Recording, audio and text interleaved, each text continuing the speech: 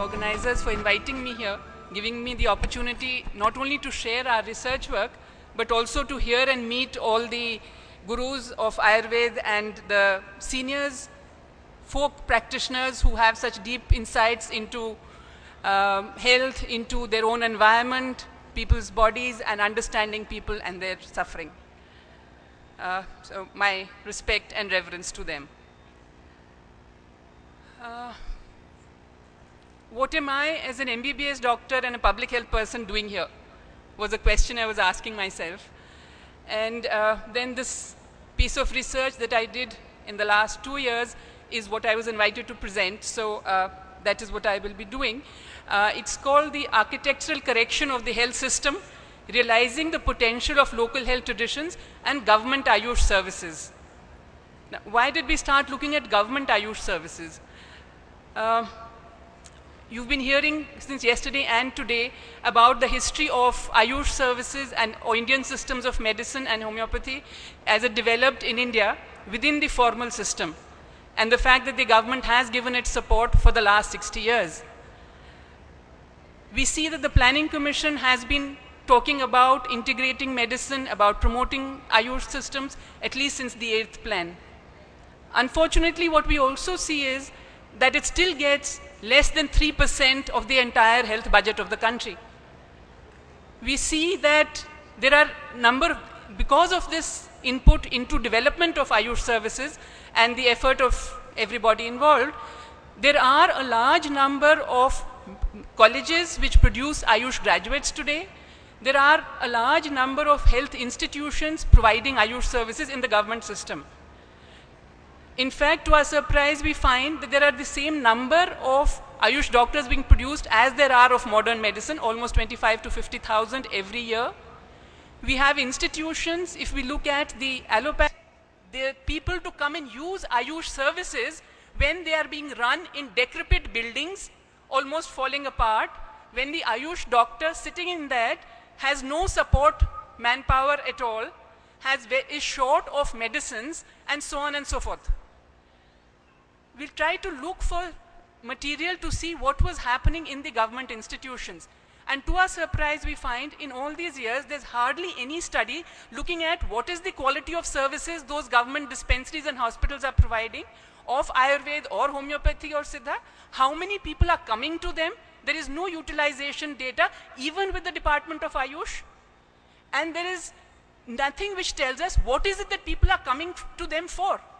So what is it that we plan for? What does the government plan and provide? How does it do that?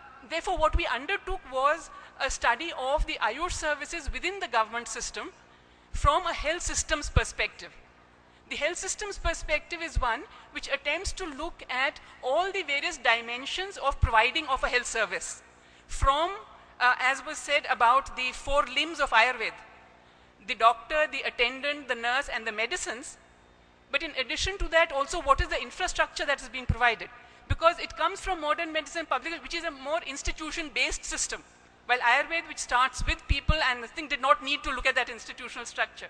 Today it needs to, because it is also going to be provided through institutions. That's one dimension. The other is that if we want Ayurveda for all, today the public system and community-based structures, these are the two which make it affordable and accessible to people. The commercialized private sector becomes what the previous speaker just said, it ends up as spas or as something which you and I can afford, but not the majority of this country. And therefore we thought the government, the system providing Ayush services is something which needs to be strengthened and provide support. But first we need to know what it is. And that was the study that we undertook. The third part was of the National Rural Health Mission, which, as Jaljaji told us this morning, had mainstreaming of Ayush and revitalization of health systems as one of its strategies, and therefore it allows for the Ayush doctors being taken in larger numbers into the public system, but being located in the primary health centers and community health centers and district hospitals, with ostensibly one purpose being to provide the choice to patients and to users. The other reason, and which seems to be the larger one in the mind of most of the health administrators and doctors within the system is to provide a substitute for the allopathic doctors who are not ready to come to serve in rural areas. Now, these were two dimensions which are very much there, part of the National Rural Health Mission, and we wanted to see actually how it's operationalizing on the ground. Does it mean only that the doctors are being taken in, Ayush doctors, but they're actually doing allopathic practice or being asked by the governments to do that practice, or are they actually being able to provide the Ayush systems and their treatment?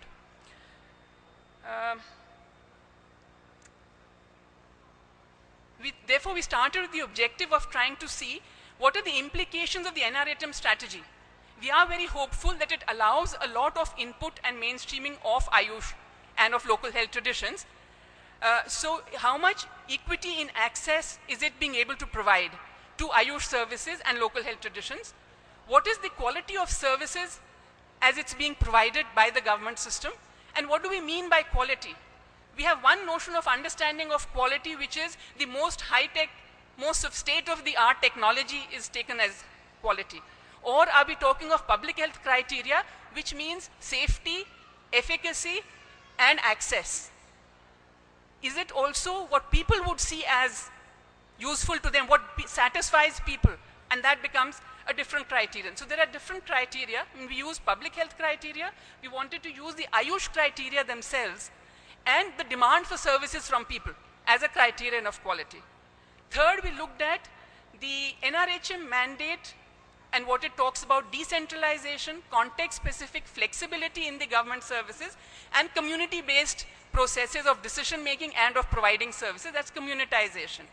That's where we pin the hope that architectural correction is possible using the NRHM strategies and its slogans and logos.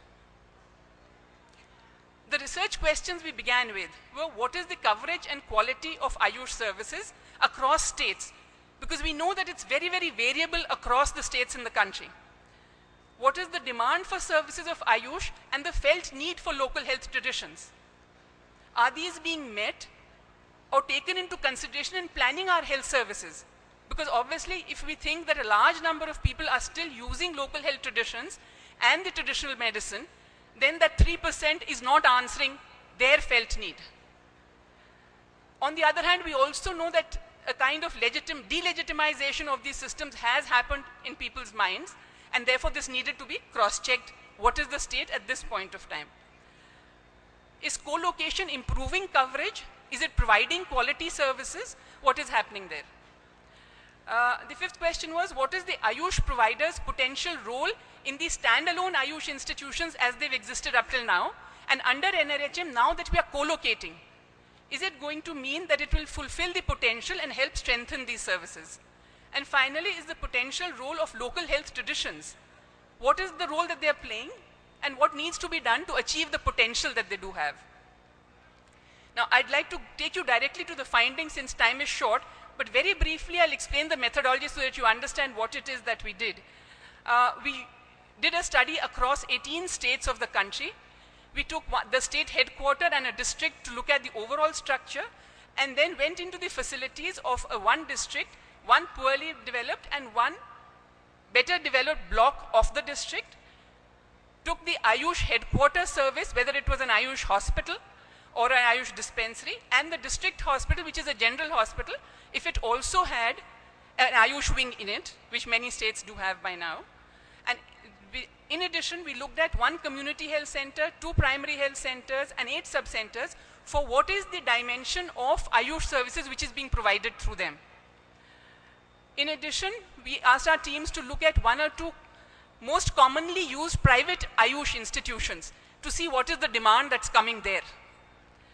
In addition, we looked at standalone Ayush dispensaries and hospitals, and we interviewed 10 households in each sub-center village to see what their perspective on these was, as well as had group discussion in the village and talked to the ASHAs. ASHAs are the community level workers produced under the NRHM. The states that we included all those which are generally seen as the poorly developed ones, the high focus states in the northeast, 5 of them, and non-northeast areas, 5 of them: Bihar, Jharkhand, J&K, Odisha, Uttarakhand. In the non-high focus, the better developed ones, we had the 4 southern states: Tamil Nadu, Kerala, Andhra, Karnataka, Haryana, Punjab, West Bengal, and Delhi. Now, we couldn't strictly follow the design because there were differences in various states. As we said, they were variable. Kerala, for example, is one which has decided not to co-locate services at all, despite NRHM or any government directive. Bihar and Jharkhand had not started co-location. Punjab had not either. Tamil Nadu didn't have Ashas, and so on. So what we ended up covering in the study was this: 266 service institutions, 1,291 exit interviews were done of patients as they were going out of the government institutions to see what their experience of the service was. We interviewed 387 healthcare providers, which included Ayush doctors as well as allopathic doctors, as well as some paramedics and the Ashas. 126 Ashas were interviewed, 1,375 households across the 18 states, and 106 group discussions were organized. Now, all this gave us a huge quantum of data, which we had got through 10 investigator teams in different parts of the country. And consciously, the methodology we adopted for each team was that it would be an Ayush doctor who headed the team. The point being that it's not just allopaths who do all this public health and then work on it and analyze it, but it would be Ayush doctors who led the teams. This was study done in 2008-09, and data was collected then. Now, to put all of this bit of data together, we put it into 3 frames. One was to assess the demand for services. What was the demand for Ayush services in the government system and overall in the community, how people were using it. So the average OPD patient per facility per day was calculated. Then we triangulated perceptions of the patients as they went out of the facility as exit interviews. We interviewed the community in the household and the allopathic and Ayush providers for what they felt was the value in Ayush services. Then we also talked to all of these people about local health traditions and got similar views. In addition, we asked the households how they were using local health traditions, all the various forms of local health traditions, whether it was home remedies or traditional practitioners with hereditary lineage, or it was folk practitioners of faith healers or dais. And that is the data we assessed to look at what is the demand today. Then we looked at what is the quality and the coverage of services within the public system of Ayush services and how do they relate also to the local health traditions. And finally, we attempted to validate the knowledge of the communities and of the prescriptions given by the Ayush providers. Were they rational as per the science of Ayush? So validated them against Ayurveda texts, where Ayurveda was the dominant text, the form of textual knowledge, Siddha in Tamil Nadu, because Siddha was the dominant Ayush system there, and so on. And this validation was done both for prescriptions of the providers as well as the community knowledge and perceptions and what they were using of the LHT. Now, what were our findings? The utilization of Ayush services, to the surprise of many, was found to be fairly high in most states. It ranging in the standalone institutions, it was better than the co-located services, which was still largely new in most of the states. So in the standalone, we had from a lower end of 8 AOP is the average outpatient patients per facility per day. There were 8 in Nagaland to the upper end, which was 78 average OPD attendance of patients per facility per day in Tamil Nadu. In the co-located institutions, this range was from 1 patient to 75 patients. So you can see, for example, in Tamil Nadu, 78 and 75 is very close. They seem very similar. And that's the upper end. If we look at this as relative to the allopathic attendance, then one finds that in most of the states, it is from half to 3/4 of what the allopathic attendance in public institutions is. And this was really a surprise to all of us. The impression constantly being given was that nobody uses the Ayush services. In Tamil Nadu, one finds that it is 1/3 of the OPD attendance of allopathy institutions. In a co-located institution, if you had 150 patients in the OPD of the allopaths, you had 50 patients in the Ayush OPD. As an average, when we took it, which included hospitals and dispensaries, it's 75 or 78, as I said. And in the parallel allopathy, it was about 160 to 170. What we looked at specifically at the co-located Ayush services to see, because that is what NRHM is promoting, and that's the way the Ayush systems are being strengthened within the public system. And what we did find that as of then, the standalone institutions were getting a better attendance than the co-located in most states. The states which had already started co-location prior to NRHM, that is Tamil Nadu and West Bengal most prominently, had an almost equal attendance. And thereby our hope is that as these co-located institutions get stabilized in the other states as well, they will also take on, people get to know about them, their quality improves, and thereby the utilization of the co-located will also go up.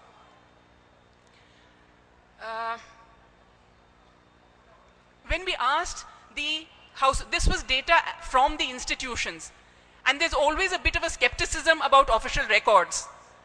We were able to cross-check it by looking at official records at various levels, at facilities, where our investigators went to study the dispensaries or the PHCs and the CHCs, at the district level, the aggregated data, and then at the state level, the data from all the blocks and all the facilities. And what we found was that the state level aggregate was lower than what the facility average was showing us. So at the facility level, where our investigators were able to observe the attendance, showed higher levels than the state level, and we realized that was so because there was underreporting. All the facilities and blocks were not reporting up to the state, which means the health information system was poor, and therefore the aggregated data was poor, but the facilities had higher attendance, and therefore this figure that we are giving you is a low report, is not a high level assessment, and that gave a lot of confidence to us as well. What we were able to then get the other check was from the households. When we interviewed the households in their homes, we found that in 1/3 of the states, 30% of the households said they had used Ayush services in the last 3 months. In another 1/3, it was up to 60%. And in the last 1/3, we had 60 to 98% of households saying that they had used Ayush services in the last 3 months.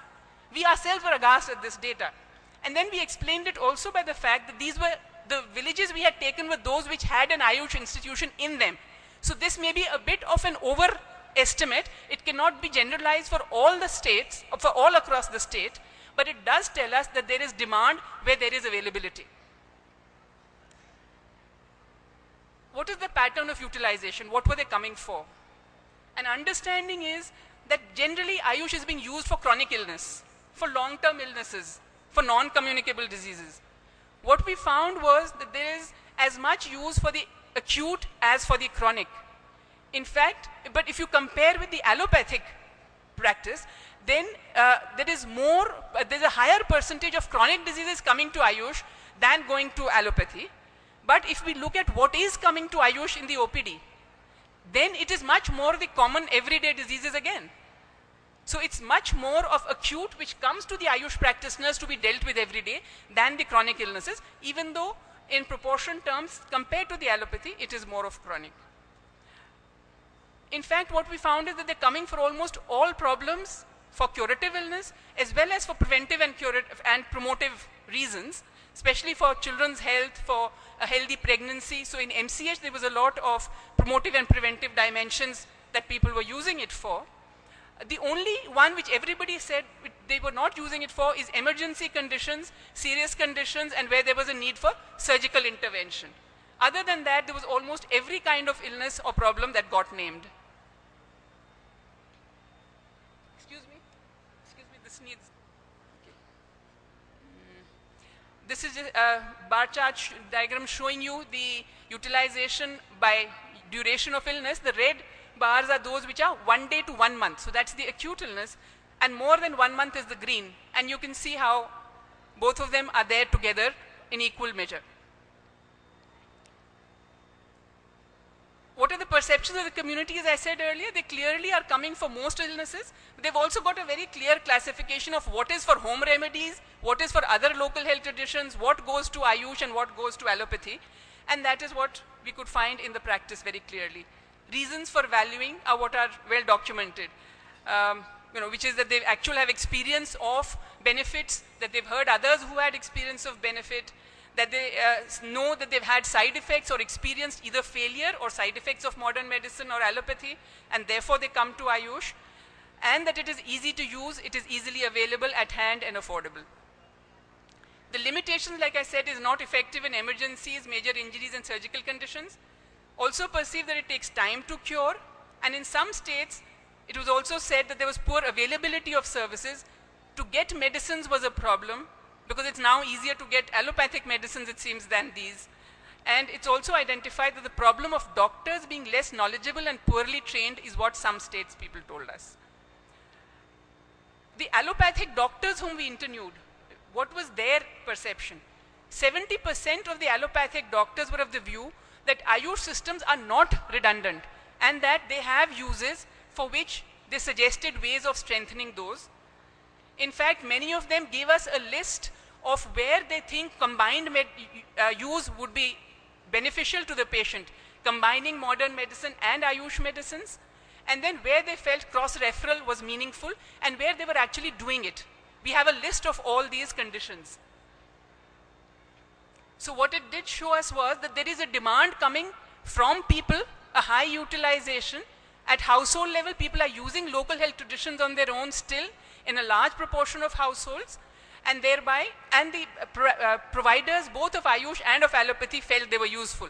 Therefore, demand is definitely something that is very high, and that is what all these people here, both the users and providers, represent. Coming to what is being provided, what is the quality and status of Ayush services in the public system? We looked at coverage quantified by the institution population ratio. In a state, per institution, what is the population that they have to cater to? Separately for the standalone, for the co-located, and then a total of all. We looked at the quality of the services with a grading system which looked at the infrastructure, that is, what is the building like, what is the water and electricity supply system like, are there signages telling people that there are Ayush services there or not, and so on. Human resources, is there doctors there, or is there a vacancy of doctors? Are there paramedics available? Are there other staff available? Is drug supply of the Ayush system coming there? Sometimes there is a Ayush doctor, but there are no Ayush medicines. So then how does that work? What is the record keeping like? Are records being kept? Because record is one way of also self-learning. We learn from that, and for management and planning, one needs the records. Additional inputs came in terms of, is there a herbal garden in the institution? The NRHM again has adopted an Indian public health standard, and as according to the requirements of that standard, the PHC and the sub-centers must grow herbal gardens in their compound. That's something which we don't hear about in the discussions and in the planning processes across states, and we thought we'd look for that. And unfortunately, we again found that almost none had herbal gardens. The only one institution we found which had a herbal garden was a teaching hospital of Ayurveda, and therefore it had to have a herbal garden to teach its students, not for the patients and to provide them the medicines from that. So that was the additional inputs we were looking at. And for indoor care, because many, even Ayurveda hospitals, don't seem to have indoor services. So those were what we called additional inputs. And then we did a comparative analysis across states to see what worked and what didn't, because in different states there were different conditions, and looked at across Ayush and allopathic services to see what was differences there. Now, this is what pictures that we got from some of the institutions. You can see the quality of the building and what's happening there. This is a board saying an Ayurvedic dispensary of the Delhi Municipal Corporation. Okay, so what we found was that the coverage of Ayush services, as I said, overall when we look at the number of institutions, is almost similar to the allopathic institutions in rural areas. What we found is there's a range from 1 for 17,000 institutions in Uttarakhand to more than 1 lakh per institution in Jharkhand and Bihar. So there was this extreme range from 17,000 to 1 lakh, and all the other states falling in between. When we looked at it comparative to allopathic institutions, we find in 3 states there are more Ayush institutions than allopathic institutions. And these 3 were Kerala, West Bengal, and Tripura. I don't know if you can see what is the commonality in all these 3. There are 2 states which had the same numbers, that's Uttarakhand and Haryana. 5 states had 3/4 to half of the number of allopathic institutions, that's Jharkhand, Odisha, Andhra Pradesh, Karnataka, and Punjab. 3 states had less than half, and 5 states had much less. And these were Bihar, Manipur, Nagaland, Sikkim, and Tamil Nadu. This is a graph showing us where we try to analyze this and see the blue bars are the allopathic institutions and their coverage, the red are the standalone institutions, and the green are the total institutions now after co-location has occurred. And if you compare the red and the blue, you can see the poor situation of standalone Ayush institutions in numbers as compared to the allopathic. But when this co-location has happened, obviously the co-location has improved coverage very drastically in many of the states. What we try to correlate this level of coverage with is the economic condition of the state as one of the as the determinants of what could have decided whether a state went in for doing high coverage with an Ayush institutions or did not build their Ayush services. And two, because that is a push that comes to the health administrators, was there a greater shortage of allopathic doctors in their public system? Because if that was there, then this would be one way in which they would get doctors in. And what we found clearly was that the economic condition definitely made a difference. But it made a difference in a complex way on two sides. The very poor states and the hill states were the ones which had much better Ayush services, probably because they needed a larger coverage. Their conditions are such that they have to think of more affordable and accessible services than the better off states who thought they could get away without that. And therefore you can see in the center are the ones which are the better off states. Punjab, West Bengal, Tamil Nadu, Delhi, they're all in the center. And the poorer ones are on the two sides. The poorest, that was Bihar and Jharkhand, and were the ones which don't have services, and Sikkim has not developed its Ayush services at all, and therefore that's there. The absence of allopathic doctors somehow did not seem to impact on building of institutions, though it did affect the co-location. When we looked at Ayush physicians, again we found a similar picture, that it's in some states that we have a shortage of even Ayush doctors, but Kerala, for example, has more Ayush doctors than Ayush institutions, and so on. Quality of services was looked at. We graded them by the criteria that I spoke of earlier, and what we found was that one, very clearly, the better off states had better quality of services, and the poorer states in economic terms also had poorer Ayush services in the government system. Other than that, one could see that the standalone institutions had better quality than the co-located. So you can see that Tamil Nadu and Kerala have very good standalone services and good co-located service in Tamil Nadu. Orissa and Uttarakhand are the two states with poorer conditions who had good services even in their standalone Ayush. The salary structure, and we're looking at the status and role of doctors because they're the ones who are going to deliver the services and ensure quality. And what we found was that the salary structure and the designations of the Ayush doctors in most of the states were poorer than of the allopathic doctors. The roles and responsibilities were largely restricted to provision of clinical services. But what we found to our surprise again was that in 10 states, they were providing only allopathic medicine. In 5 of the states, they were providing both allopathic and Ayush prescriptions. And in 1, they were providing only allopathic because they were not being provided any of their own medicines at all. So they were only doing allopathy. I'll move from a lot of my findings now because I have to end, and there's a lot of other data which would have been interesting to share, but I don't have the time for that, to what we see at the end as summing up the total findings and what we can draw as implications for us. What we find about the Ayush services, I said the demand is high, and if Tamil Nadu and Kerala have the highest utilization of Ayush services, it refutes the understanding that people go to them only when they don't have access to allopathy. Tamil Nadu and Kerala are our best for both systems, and if they have a high utilization, that's a clear example of demand. Co-location has increased coverage, however quality and utilization was better in the standalone. Utilization of services across states is variable, and the single most important variable for utilization was the quality of services of the facility. So where we'd have to focus if we want people to come to the Ayush services is to improve quality of the Ayush facility.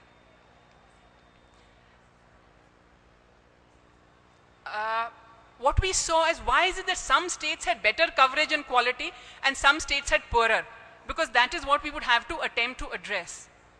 We looked at governance issues and find very clearly that if there's strong administrators at the top, so if the Ayush services have a secretary or a commissioner at the top, you have better services because they're able to get some inputs in. But if there is no political will behind that administrative action, it doesn't work. If there is a greater socio-cultural demand for the services, for example, Kerala has a very strong Ayurvedic tradition, Siddha is very strong in Tamil Nadu, and therefore those were clear reasons as well.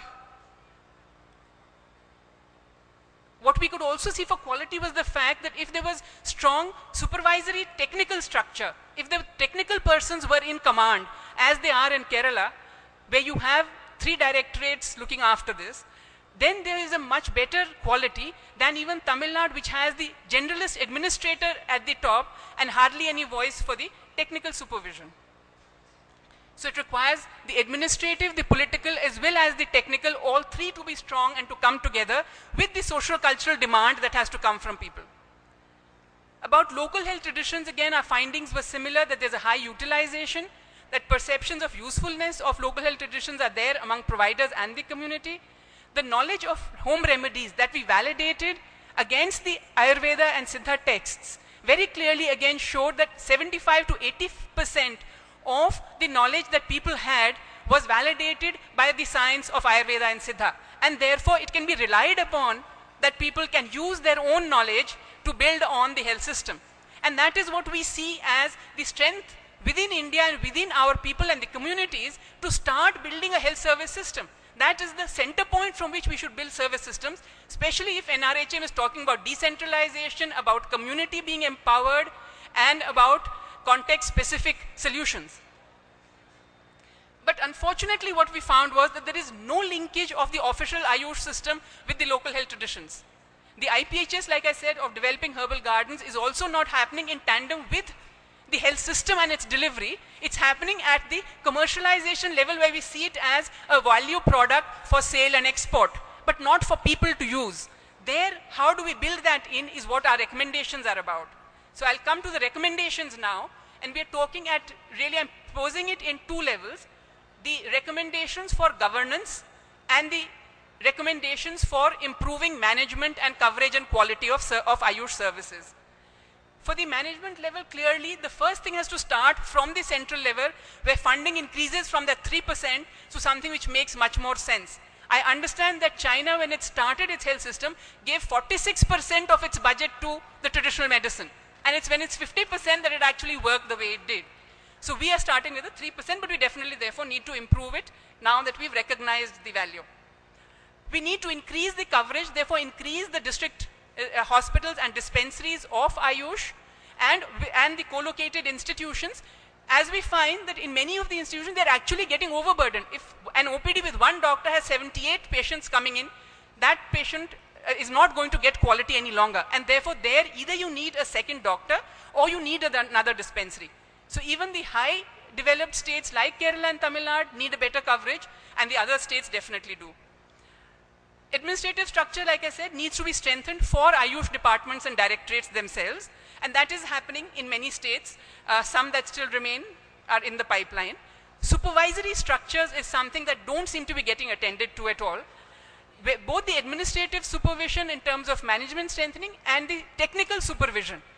The district officers who are meant to supervise the Ayush services in their area are very often as vacant posts, or if they are there, they have no infrastructure, they have no transport money or transport available. So how do they do supervision? They can't sit in their decrepit office with almost no help or manpower and do this kind of supervision, which actually helps strengthen the services. So a lot of strengthening required for supervisory structures, technical support structures, and we now recommend that now with the NRHM, there are state health resource centers being started by all governments and state health societies, and that could be one place where a separate Ayush cell should get located within the state health resource centers.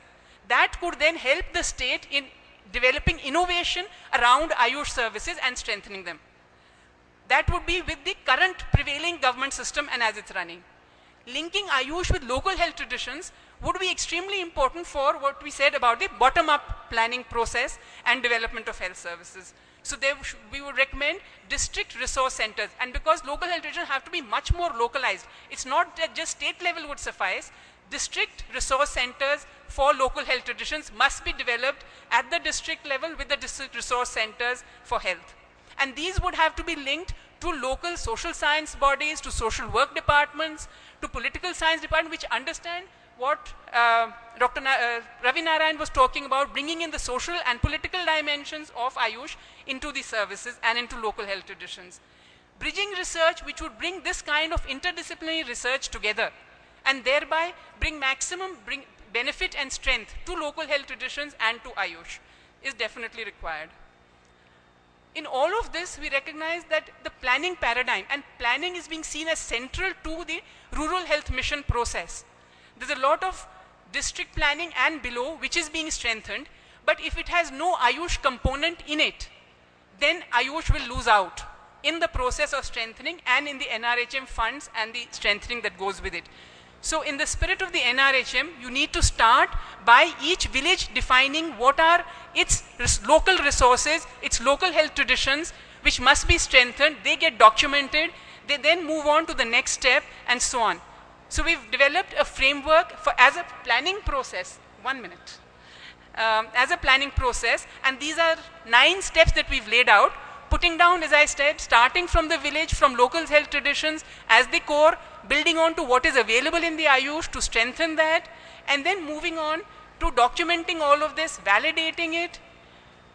The IPHS requirements of herbal garden. The herbal garden can be linked to the local practitioner as well as to the co-located Ayush doctor sitting in the PHC, and thereby, one, giving official legitimacy even in the mind and giving the message to the community that this is seen as officially legitimate and a valid science and method. And that thereby would improve both utilization as well as give the material and raw material for it. Use of local health tradition as Ayush within the RCH program, within non-communicable diseases very clearly has a big role, as well as developing standard guidelines for treatment. The Ayush systems are developing their standard guidelines, but without the Ayush involved in it. We would recommend that any standard guideline begins with home remedies and ends with the tertiary hospital. So the whole line from home remedy to folk practitioner to Ayush graduate to the hospital and then to the allopathic doctor and the tertiary hospital is the whole chain that must form part of standard treatment guidelines. There is already existing experience of using Ayush for epidemic control. In chikungunya and dengue recently we have seen states using it and using outreach programs with it, and this needs to be documented, analyzed, strengthened, and all other states must start following in this line. The last what we looked at was this mainstreaming of Ayush strategy. In content, if it is not only to mainstream the doctors who come and sit in the PHC and community health center, would it also mainstream the Ayush system? And it would do that if the roles of the doctors being co-located are very clearly defined to provide only their own system and nothing else. More than that, they could at best be helping with the national health programs, and deliveries is another thing which they are trained to do and can be required to do. Therefore, this is something which needs to be done urgently, also because many states are advising them to provide allopathic services and providing them provisions only for that, and that needs to be corrected. This is a kind of paradigm shift for public health planning, and how that is to come about is another whole set of actions which would be required, of which the first would have to be sensitizing our planners, our health administrators, and our allopathic doctors to the value of these systems. As we've seen, many of them do already actually recognize the value. And in fact, it was interesting that many of them are doing cross-referral, but not writing it down in the prescription, they're doing it informally. So they see it as necessary but illegitimate, and therefore the formal system needs to legitimize cross-referral and combination. And that's something the Ayush department and NRHM need to get together and do very urgently and soon, and that's sort of the potential that we have here. These are some of the recommendations for managerial strengthening, which is for infrastructure and supplies, and we can get into the details if anybody is interested. Record keeping, reporting, the health management information system for Ayush, the role definitions of the doctors and other paramedics, in-service trainings and interpathy sensitization, with formalizing the cross-referral and combination therapies, legal support to providers. When they do cross-referral and combination therapy, they will need legal support, and that needs to be brought in. There are only 2 states which have anything on that. Similarly, strengthening standalone services would require all of these and more services, including the standalone services can very easily link with local health traditions, and that would be the all-round strengthening, which is mutually supportive. Ayush education and interdisciplinary research, I've talked about that earlier, and therefore that is the institutionalization for futuristic research in health as a whole. And here I talk about research not only in terms of the clinical quality of drugs and medicines and new drugs on the pipeline, but health service systems themselves and their development. And this, as we can see globally, we've had people talk to us about the global crisis in healthcare, and therefore this is where the future of healthcare development lies, if it is to be affordable for the world and if it is to be ecologically sustainable so that the planet can survive and all of us can as humankind. Thank you. I'll stop with that.